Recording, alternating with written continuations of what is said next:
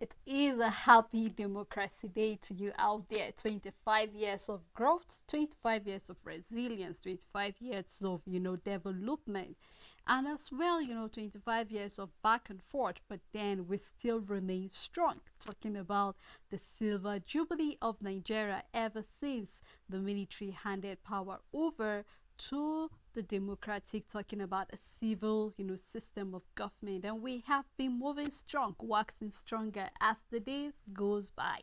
It is Nigeria now, a special edition, of course, because today is June 12th. So we will love to, try to see what does June 12th means to us as a country. And as well, I would love to know what does June 12th means to you as an individual. We know that initially it used to be the Abiola Day, but then because that marked the day that we have a free and fair election back then in 1993, and that is why June 12th has been turned to be the new democracy day from May 29. Now it is, June 12th. So we would love to, put our hands together and say as we celebrate this beautiful day. I am Sarah Elisha Dasham, and I'm doing this program alongside Rachel Tansey. Good afternoon, Rachel. Afternoon, Sarah. It seems I'm so excited about this 25 years of journey, Rachel. I mean, every celebration comes with its excitement because we can't just sit down and not have a reason to be grateful. So it is an exciting day. It comes with a lot of mixed feeling, of course, because of where we are as a country, where we know we should be, where we think we should be, and still what the people are expecting of the government. The failures of the past.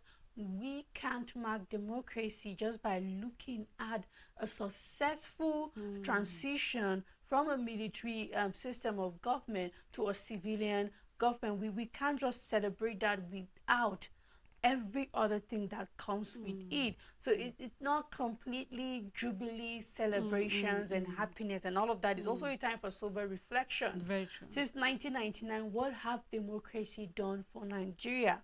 What have it been able to bring to the table? What has it offered to Nigerians? And what is the future of democracy in Nigeria? And do we still have a democratic system that we can hold on to and hope that it can shape this country and take it to the higher level? Because it's been 25 years and we all have our perspective. For a lot of people, it's 25 years of stagnation. For a lot of people, it's 25 years of depreciation. And for a lot of people also, it's 25 years of growth. It all depends on where you stand as a Nigeria and how you look at it, your perspective of our growth entirely. But yes, we can see that, Nigeria is not where it was from 1999 to where it is now in 2024. There is a difference. We have increased in number. We are a populous nation, and that means that our population has immensely grown from where it used to be to where it is. And then we've had entertainment success, we've had athletic success, we've had scientific success. Well, maybe not Nigerians directly in Nigeria, but we've had Nigerians making us proud in the diaspora. And then so we have our names boldly written in the world globally and all of that. So yeah, we are a force to reckon with. I think the bone of contention for Nigeria is that we are not where we're supposed to be. We are far behind, and we should be way ahead of our contemporaries when it comes to democracy, when it comes to economic growth, governance, and all of that. But it seems like we're still on shaky grounds. But I believe that things will definitely get better. No, you really hit the point on the head. Of course, I mean, depending on where you were seeing it, you said everybody has their different perspective, and believe in me, whichever angle you're looking at it from, you're right. Yeah. If you're looking at it that Nigeria is not growing, you're right. If you're looking at it that Nigeria is growing, you're right. Yeah. Regardless of what you're looking at, Yes. you are totally right. But before we dive straight into that, I mean, we've seen that the DSS is giving a warning because just like you said, it's supposed to be a day of celebration. It's supposed to be a day that Nigerians can sit back and say, you know what, it's been 25 years of uninterrupted democracy. I mean, we have known of countries that we had independent before them, but yet they are still going Back, backward, yeah. forward, and especially when you want to talk about democracy, they are not totally practicing it. Of course, when you talk about democracy, we're talking about liberal democracy because that is the only democracy that actually gives you, you know, freedom of speech, even though we know that you have the freedom to do anything. But then the limitation there comes with the constitution, which will actually tell you your dues, your duty as a citizen. And we're seeing that, I mean, Nigerians are not happy. And no wonder we're seeing that. I mean, there was a protest today in Lagos regarding the issue of hunger, regarding the fact that, you know what, we're not really enjoying socialization as it should be. We are not Yeah. really seeing a country whereby Nigerians can say, you know, we have equal right. I mean, we've seen whereby people are being attacked. There was a time that even freedom of speech that you are supposed to have, you are not having that freedom of speech. And today we're seeing the fact that DSS actually had a red alert that some people are actually planning to go on a protest, and we saw that they are mounting everywhere just so that they can safeguard. But I asked a question in the morning, and I think it's a question that every Nigerian would love to ask and as well get the right answer to the fact that, is the government of the day afraid of a protest, or is the government trying to protect the country from chaos? Is trying to give the country sanity? Because if you look at it properly, Rachel, I mean, if we say we are practicing a democratic system of government, then I have the right to air out my view when things are not working well. Sure. If I'm not getting the basic amenities, I mean, we saw that ASU coming out to say that, I mean, basic amenities are not being made available in the school. I believe that even the health sector will have the same thing to say about what is happening there. We can talk about transport, we can talk about aviation, we can talk various parts of, you know, the sector in the country. And I believe that people have one thing or the other to say, especially right now with the issue of hunger in the land. I don't think that the government is stopping protests to protect Nigerians or to stop chaos. We see pockets of insecurity going on with or without a protest. People are getting kidnapped, people are abducted. We just saw recently that some of the victims of the Niger State University have been released. That's a chaotic situation. We've seen where herdsmen are being, farmers are being killed in Katsina, in Benue, in Kaduna. We see pockets and pockets of chaos left, right, center, with or without a protest. So I don't think that by any means the government stopping a protest is trying to protect the lives and danger, the life and property of people, because we have other things endangering our lives and property more than protest. Protest barely happens, but Sele, when do you wake up without a news of farmers being killed in their farm? When do you wake up without hearing about kidnapping? When do you wake up without the news of one road accident, one highway crash, or another? So, if we're going to be honest, protest barely is a chaotic situation in this country because it hasn't claimed the life of people as much as every other insecurity that we are facing have done. A matter of fact, protest is not a security threat in the first place. If DSS is coming out to say warning against protest, I don't think the DSS is supposed to do that. They are in no business whatsoever to stop Nigerians from going on a protest or from protesting. You are a security outlet, an agency. You're just supposed to do your security job. You are supposed to be there, present, safeguarding if you must interfere in that way. And it's a civilian issue. I don't even think the DSS is supposed to be there, present when a protest is going on. What we need on ground is police or the mobile police, and then the NSCDC, because these are people who are directly dealing with civilians when it comes to the matter of security. And whether we like it or not, a protest is a civilian activity. Common man, masses coming out to talk, to put their voices out there, to fight for their rights and demand the government to listen to them and do the needful. Constitutionally, is there legally, everybody have the right to that, and all of that. You can't warn people from going on protest. That is also you violating the rights of your citizens. You're not in whatsoever position. I know when you read further to see what the DSS is trying to say, they are trying to say, okay, yes, watch out, people may take over. It is your job to make sure that these civilians are safe. But we keep seeing a lot of misplacement of priorities, and I honestly don't know when we are going to get it right in this country.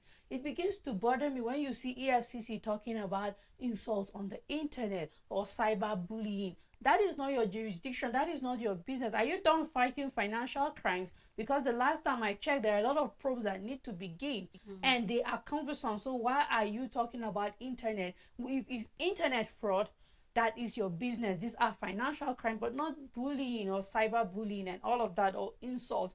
These platforms have regulatory bodies, they regulate, and if there must be a body to interfere, it's the police. And we've seen such cases. So the police and the civil defense are the ones to come out and tell bodies, when you are going on a protest, these are the things you need to put in place. You need to contact one security. I'm just saying, mention this you must put in place for you to have a successful protest. If you do not put this in place, you're violating this law, this rule, this regulation, section this, that of the constitution that says this and that. Then for any organization or anybody going on a protest, you make sure you tick and check those boxes before you go out on a protest, making sure the police involved, the civil, any other authority that needs to be involved for you to lawfully and legally go out on a protest. And it's all, but you can't come and warn people not to go on a protest, and then you are tampering on their rights and all of that. We keep seeing that as playing, and I'm looking forward to when we will get to a Nigeria where we don't see this kind of warning coming from the DSS. No, Richard, just like you said, it's legal. It is. Protest is not illegal. Secondly, if as a government you're afraid of protests on a special day like Democracy Day, which is expected that people should be excited, Yes. what have the government of the day done to make sure that they eradicate hunger in the land? Rachel, nobody will be hungry and stay indoor. If you're hungry, we know that with hunger comes anger.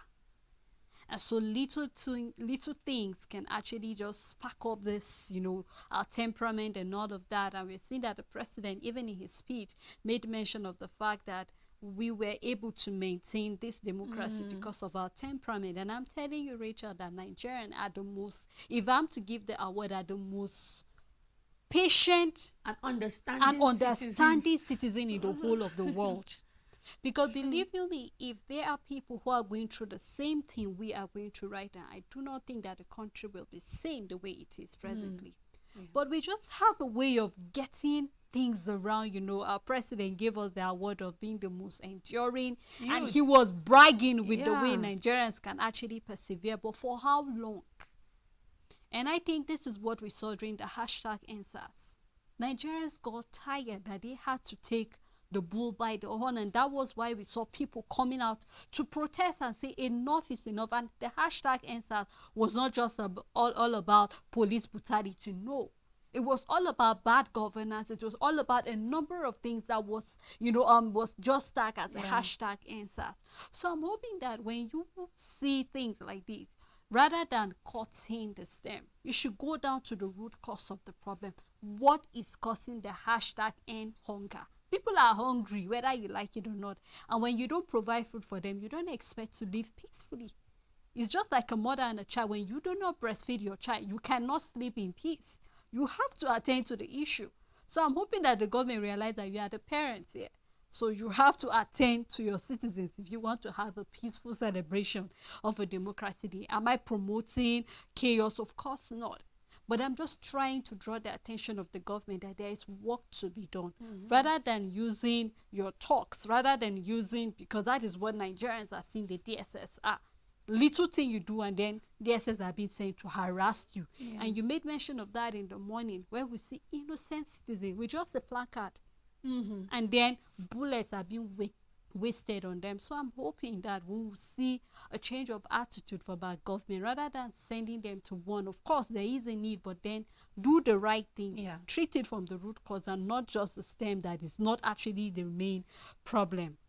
Now, still talking about Democracy Day, we're saying that our former president Jonathan is urging the present president to actually uphold of democracy. And I just couldn't help but go back in time. Let's start looking at Obasanjo regime. Let's look at the Yaradwa's regime. Let's look at the Jonathan's regime as well as Buhari's regime.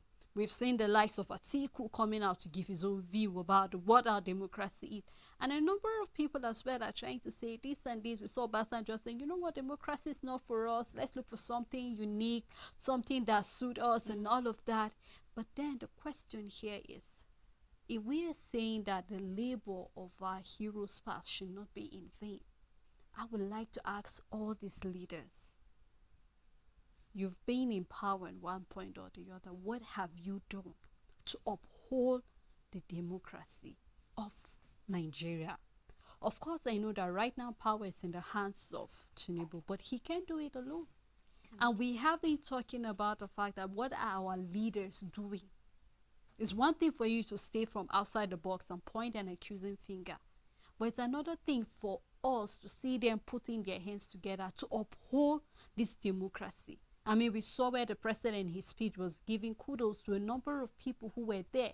Those who laid their lives, those who are still alive, the likes of Falana, the likes of even Tinubu himself. Even a number of people were present during, when the military handed power over to the civilian government.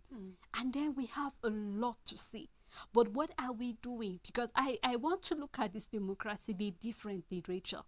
It's not all about looking at the do's, the don'ts. What did we get right? What didn't we get right? But then it's actually looking inwardly. You made mention of the fact that it should be a sober reflection. And I want to see it in that regard. I mean, we saw people, just before we jump into the show, people making fun of the president where he actually had a sleep while trying to get on. And people are like, it's normal. You can actually step on your clothes and then... Even young people sleep and fall. Exactly. Yes. But I just want to, what sober reflection are we having? What factors have we put in place to actually uphold this democracy? Because believe you me, Rachel, if you ask any Nigerian, right, Nigeria is actually standing on, I don't know, it will soon break. We're fragile as it is. And if we don't do something to protect this democracy, Rachel, we will lose it. This is not a threat. But the way we are moving, we are not putting things. We keep saying that democracy is all about the people. When Abraham Lincoln says democracy is government of the people, by the people, for the people, it's all about people-centered.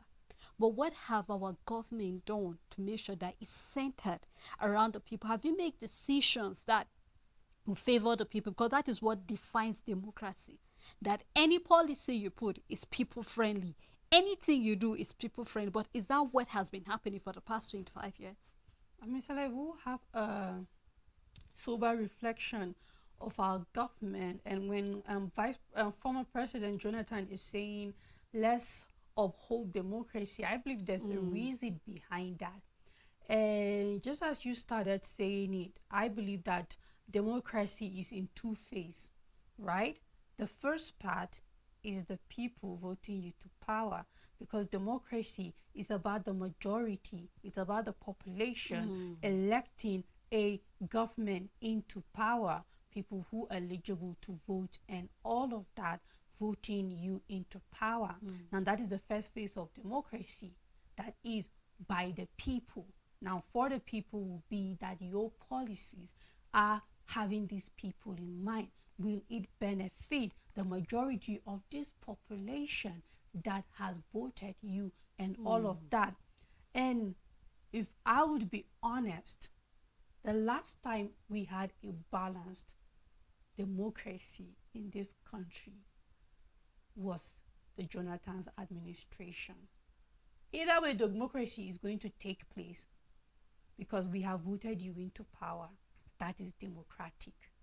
You now coming back and doing the biddings of Nigerians to enhance growth, stability, security, and all of that is the second part. And the Buhari's administration did not come true, because that was where we started seeing our currency dwindling in a way that did not make sense. We started seeing our naira devaluing. Why? Because of the policies that were put in place. Cash crunch, naira crunch, people being lynched. because of money, people dying, hunger, and all of that. And we're looking at millions and millions of Nigerians. There is the anchor borrower loans. This is Nigerians' money, and you took it out and you didn't control it. That is an outrageous mismanagement of fund. And in the end, it has been swept down the carpet. You forcefully, towards the end, in few months going out of office, you make sure that the ways and means were approved to you. What was it done? In trillions of naira, we are looking at, plus the anchor borrowers loan, plus this plus the ways and means, we're looking at a round figure of 30 trillion naira. And here we are, our president, current president, needing $2.5 billion loan from World Bank to continue infrastructures for the country. And we had trillions approved as loan for an administration that was barely weeks leaving office, and it was approved. And you ask me, that wasn't democratic in any way. That isn't a democratic way to rule a system, because now the people have voted you into power. It is now left for you to now put in policies and decisions that people, because we remember when Jonathan talked about taking out fuel subsidy, when the people took the street and protested, what happened? It was stopped. It was stopped. Did Tinubu think before he say, you know what, fuel subsidy gone? It was that simple. Fuel subsidy gone. And here we are today. As far as I'm concerned, so far so good. The Tinubu's administration is not democratic. We have played our own part. We have voted him into power. That is democracy. Now it's left for the government to be democratic, and then as it is now, they are not. Because your policies are playing with the lives and endangering the citizens of this country, the people of Nigeria. So far so good. Did you think about the effect of floating the currency and the standard of our living? Did you think what subsidy removal will be for the economy, for the country, and so on and so forth?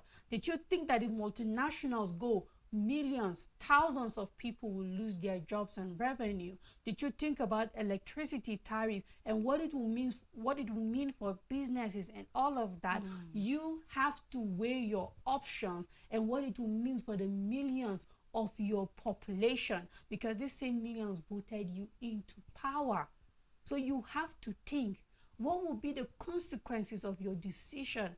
We thought before we voted you, is this person good enough to handle Nigeria? And have we thought so? Then we are also now putting our lives in your hands with your decisions and then your policies. So as far as I'm concerned, a balanced democracy, we are not having it yet with the policies and the reforms that have been put in place. And we are yet to see that yet. So I believe these are the reasons why Jonathan is saying, let's uphold democracy, because it is two-sided. It is two-sided. One, from the people, and then the government. And we are lacking the government playing their own part, as far as I'm concerned, when it comes to democracy in Nigeria. And I think this is the point you and I have been trying to emphasize, re-emphasize the fact that there's nothing wrong with democracy. There is absolutely nothing wrong. Yeah. The problem we have here are the leaders. The problem here we have other people who are supposed to uphold this democracy and are refusing. Yeah. And just like you said, we've just been seeing over the years abuse of power. The fact that you made mention, the fact that one of the very important thing that we cannot take away from democracy is election. That's just so that we have the right to elect. And the same way we have the right to elect, we have the right to call you back home. Exactly. That shows our word. We have the freedom to do that.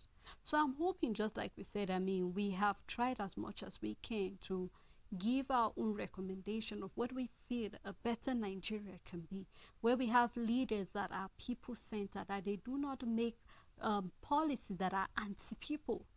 They don't make policies that are just favoring a few people. We're looking forward to a Nigeria whereby religion does not matter, ethnicity does not matter. We saw where the Jonathan was talking about politics. We've seen politics as play and governance have been pushed to the side. So we are hoping for a Nigeria. It's one thing for you, when you are 25 years of age, Rachel, it's expected that you have reached a stage whereby you can take responsibility. In fact, if you are working, you should be married and having a kid or so. Yeah. So I just say I've taken a sense of maturity and responsibility. But can we say the same about a nation? I know it's different. It's totally different, but we are hoping to see that we are growing. I'm hoping that we are growing. So just like we said, we are not giving up on Nigeria. This is the only land we have. This is the only country we have. Any other country, you will be a second-class citizen. This is the only place you are first class. So we are hoping that our leaders will realize that we're saying let the effort of our leaders not be in vain. I mean, let Abiola, if he can look back now and say, you know what, I am happy that at 1993, I made that move for a free and fair election, and I'm happy that that gave birth to the democracy we are enjoying today. And many other people who laid their life for a just day like this. So we'll just keep our fingers, and then we hope that better things will come out of Nigeria eventually. Thank you, Rachel, for doing this. You're welcome, Sele. And also, thank you to our viewers, thank you to our supporters, and every other person who made this program a success. Until we come here again, please stay tuned by 6 o'clock as we will have a special edition of the June 12th program. Have a blessed day.